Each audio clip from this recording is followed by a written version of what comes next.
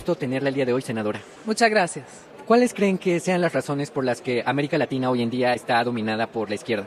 Por eso, porque ellos se encargaron primero de crear una falsa narrativa.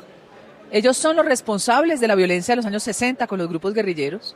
Ellos fueron derrotados, pero ellos siguieron porque se dieron cuenta que por la vía armada no iban a lograr llegar al poder y además con la lucha de clases pues prácticamente estaba reevaluada la teoría por cuenta de la eficiencia del capitalismo. Y es cuando entra a jugar Gramsci, cuando entra a manipular las mentes y a poner la emoción por encima de la razón. Y empieza toda clase de conflictos, el conflicto de la pareja con las feministas, el conflicto de los padres educando a los niños con la ideología de género, el conflicto de las minorías, el conflicto de las distintas identidades, las doctrinas identitarias que en vez de lograr sumar lo que hacen es restar y dividir, siempre sobre la base del odio, de tribalizar la sociedad y de fragmentarla. Pues en América Latina ha sido bastante eficiente, tan eficiente que incluso destruyeron la economía más sólida de América Latina, que era la de Chile. Hemos visto un acercamiento entre el régimen de Nicolás Maduro y el gobierno de Gustavo Petro. ¿Cuáles serían las consecuencias o lo que podría pasar para el pueblo colombiano que Colombia, el gobierno colombiano, tenga una relación más estrecha con la dictadura? Todo es una farsa. Es una farsa de izquierdópatas que se creen la reencarnación de Bolívar. Tanto Chávez como Maduro, como Petro, creen que son la reencarnación de Simón Bolívar y sueñan con volver a la Gran Colombia. Esa es parte de su utopía, de su fantasía revolucionaria. La frontera con Venezuela la cerró Chávez y después Maduro, unos años después, expulsó más de 30.000 colombianos que llevaban por lo menos 3 y 4 décadas viviendo en Venezuela. No sin antes ponerle un sello a cada una de sus casitas, una R de revisado y una D de demolición, igual a los nazis, cuando destruían las propiedades de los judíos en Alemania. Eso no se puede olvidar, pero como la izquierda es hipócrita y es criminal, ellos soslayan ese pasado y esa evidencia de los hechos. Petro ofrece restablecer relaciones, pero es que nosotros no las cerramos.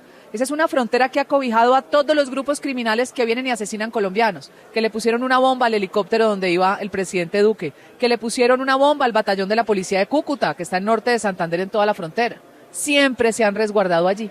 Entonces Petro piensa en su imaginario que es que vamos a restablecer y se va a abrir la economía. Pues resulta que eso no es cierto, porque no hay ningún banco que garantice una operación de crédito cuando el comprador es Venezuela o alguien de Venezuela. Nadie exporta nada si no es el pago anticipado. Entonces llevamos 2 meses de un show donde lo único que se ha transado son $2 millones, por favor, en una frontera de más de 1.600 kilómetros. Obviamente los puntos de paso se abrieron, pero nadie cruza, porque hay 82, 100 trochas ilegales donde cobran aquí en Colombia y cobran allá en Venezuela. O sea, eso da risa, es un chiste lo que ha hecho. No hay forma de usted generar prosperidad cuando su vecino, que es Venezuela, está quebrado y los dueños de Venezuela son los mafiosos. ¿Usted ve algún avance del movimiento conservador en Latinoamérica? Mucho, pero también un avance con aprendizaje. Cuando logramos derrotar a los países del socialismo del siglo XXI, subió la derecha cobarde. Y esa derecha cobarde fue la que terminó entregándole el país de vuelta a esos tramposos que ahora se roban los resultados electorales. Entonces, si nosotros no hacemos una cruzada de América Latina, exigiendo transparencia, vetando, por ejemplo, los sistemas automáticos, el voto manual tiene que regresar. No podemos seguir en manos de software que nadie sabe cómo se controlan.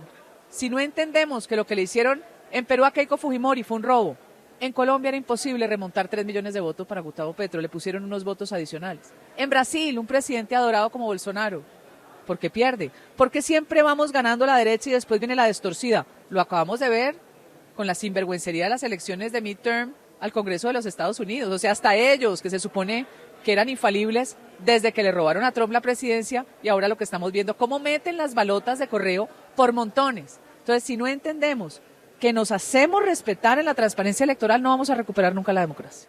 ¿Qué se puede hacer para contrarrestar el avance de la izquierda en América Latina? Enseñar. Usemos las redes para confrontar la ideología de género, lo malo convertido en bueno, lo antinatura, el degeneramiento disfrazado de derechos, los deseos convertidos en derechos. Las redes, la educación, todo el tiempo hay que dar mensajes y hay que guerrear, porque el terreno que ellos ganan no es para que ellos se queden tranquilos. Ahí en adelante vuelven y levantan su artillería para acabar con la sociedad decente, con la sociedad normal, porque creen que tienen derechos por encima de los demás. Educación, incluso por encima de los maestros, que en su mayoría son también cómplices del adoctrinamiento escolar. En los últimos días hemos visto protestas en Colombia, en Brasil, en Perú, en México contra los gobiernos de izquierda. ¿Es esto una primavera tropical? Por fortuna, la centro derecha y la derecha se movieron porque han sido bastante cómodas. Buena parte de la culpa de perder el control de los gobiernos es porque la derecha se dedicó a hacer negocios, dinero y descuidó la ideología.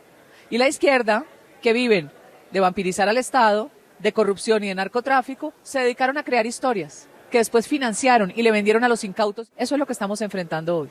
No es difícil derrotarlos siempre y cuando tengamos transparencia electoral. De lo contrario, va a ser imposible. Muchísimas gracias, senadora María Fernanda, por hablar con NTD en español. Fue un placer. Muchas gracias.